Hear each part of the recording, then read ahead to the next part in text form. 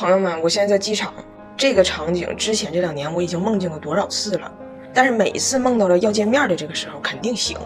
虽然老醒，但是每天睡觉前我还是非常祈祷能做这个梦。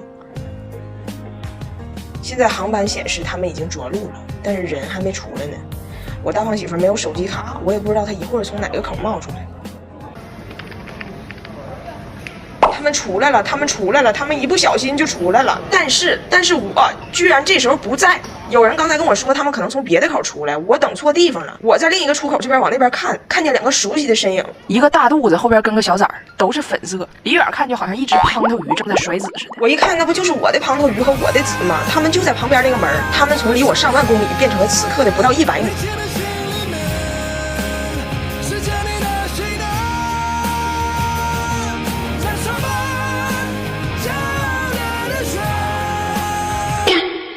我一看，这不我老公吗？这不我老公吗？对不起，由于拍摄没有脚本，过于真实了，让大家见笑了。这2年不见的夫妻见面直接划过。我也不是不想他，我只是太想我女儿了，不好意思。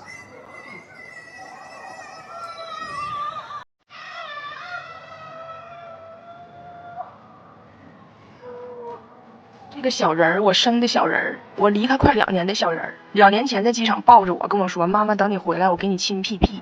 ”2年了，小屁屁终于回到妈妈手上了。这2年的每一天晚上，妈妈就往外看，我就想我啥时候能摸到我的小屁屁，啥时候是个头啊？我们回到了铁岭我妈家，你看看我妈为了他们回来装点的房子多用心，还写首诗。半夜，爸爸和姐姐无情地叫醒了熟睡中的拿铁。拿铁被叫醒之后，对这个陌生男子并无好意，都随意惯了。拿铁每天在广场上逮谁管谁叫爹，现在不想为了这个爹就稳定下来，从此为他专一，勉强和他爸握了个手，建立了虚伪的外交关系，但是非常的敷衍。而且他爸刚走，拿铁偷摸问我一句：“谁呀？”但是他和他姐出奇的亲近，就总是趁着姐姐不注意，从周围就过来溜须拍马。他姐吃东西，他从后边过来要贴脸。他姐躺下睡觉，他跑过来要贴脸。你看拿铁这个贱样啊，这就是在铁岭广场舞学多了，见到美女就只会挤眉弄眼，愁死我了。然而当他爸要抱他的时候，他很快学会了人生的第1句英语。我们一家人终于重新在一起了，一切的感觉都特别熟悉。我老公第1天晚上就因为打呼噜被我踢出去了，我也因为买东西买贵了被他一直叨叨。这2年就好像做了一个梦，醒来之后一切似乎都变了，但是又好像什么都没变。这也许就是家人。今天我们全家人在一起吃饭的时候，我83岁的爷爷看着我女儿在地上乱跑，笑着笑着突然间就老泪纵横。我从来都没有见过我爷哭。他说前一阵有一天半夜，他听见走廊里有小孩笑的声音，他就开门去看，发现不是他的宠爱孙女，他知道自己可能有点糊涂了，他就很难过，站在门口听了很久。我爷爷说那时候他就在想，有生之年是看不见我们一家人团聚了，没想到最终还是看见了。青山在，人未老嘛。感谢大家一直以来的关注，愿大家珍惜眼前人。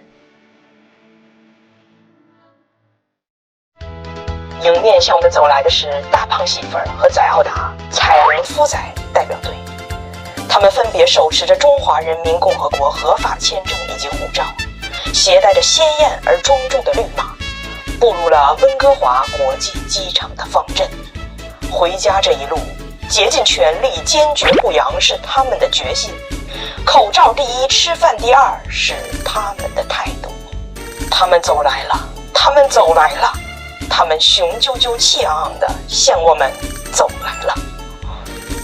哎妈，这事说来可真坎坷呢。大概10天前吧，我老公签证终于下来了，但我没敢说，我吸取了教训。上次说早了，不整秃噜扣了吗？主要还有个原因是啥呢？就理论上拿到签证这一步是最难的，但实践中我们发现，拿到签证以后有个事儿比签证难，就是上飞机之前得连续做2次核酸，都是阴性才能拿着绿码登机。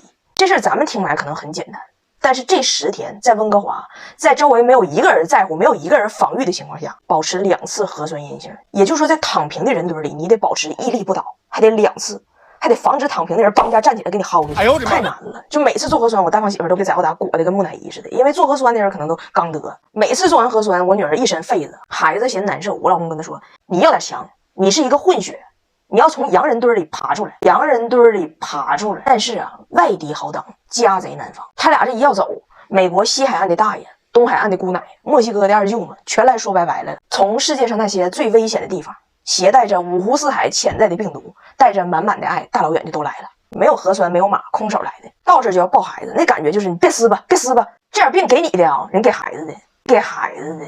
我感觉这就是人类最无助的时候，就是我说我不得，你非让我得。所以他俩在温哥华最后这几天老逗了，憋在家里小阁楼里不出来，只能向楼下的宾客招手。美国来那个比尔大爷还只有一条腿，拄着个拐在楼下院里站着。我老公在楼上跟个豌豆公主似的朝下招手，给他大爷气的，你现在这么火吗？就是我是大老远过来看你，连楼都不下，这多大谱啊这是。然后我老公给我打电话说，我大爷来了，好像跟我不太高兴。我说你好好跟他解释一下这情况，你大爷还是你大爷，你大爷还是你大爷。反正最后这些天，这俩人几乎都不出屋，也不见人，就搁阁楼里憋着，跟玩那个丧尸游戏似的。反正最后是拿到了绿码，我现在就要去看他俩登记了。啥也别说了，为我开心吧。张大铁最近呢有一些异常情况，他老后半夜做噩梦，然后醒就哭。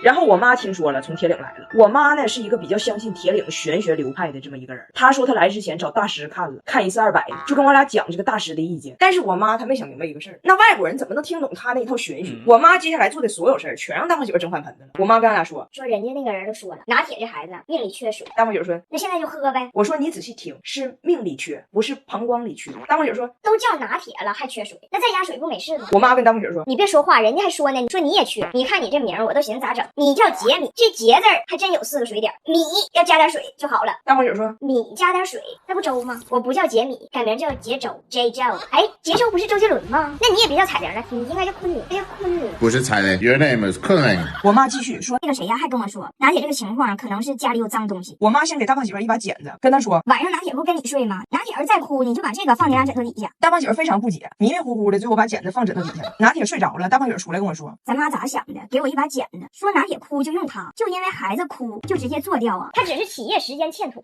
又不是私自倒腾军火，罪不至死吧？晚上俩孩子关于这个剪子的功能产生了一些讨论。早说姥姥说这个剪子可以清除家里的脏东西，咱家什么东西脏啊？拿铁说那应该是爸爸。于是两个孩子觉得他们完全理解了姥姥的意思，进行了脏东西清理。那遇到这种情况，毕竟我是当妈的，我当然是不拦。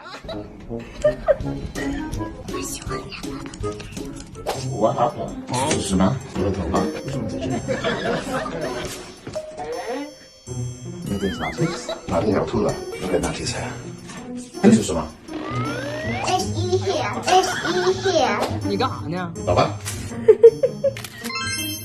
其实，在我跟大胖媳妇心中，这都不是事儿，不就是哭熬个夜吗？我不怕，之前熬夜脸蜡黄，碰上换季敏感还黄里透红，得亏有薇诺娜修白瓶，边修屏障边美白，6大美白成分料理表面到底层的黑色素，2大修护成分安抚皮肤各种状况，养后屏障轻松还你妈生白，谁还能看出熬大夜？我妈还是坚持对我家进行了最后一些调整。那个拿200块钱的大师说镜子有问题，我妈就跟大胖媳妇说你买这个镜子方向有问题。大胖媳妇现在摆的镜子它朝床，我妈说不行。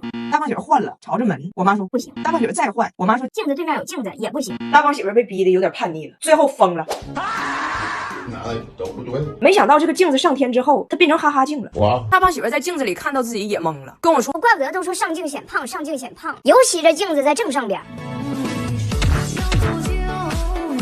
我是这个装。我们太帅了，太帅了。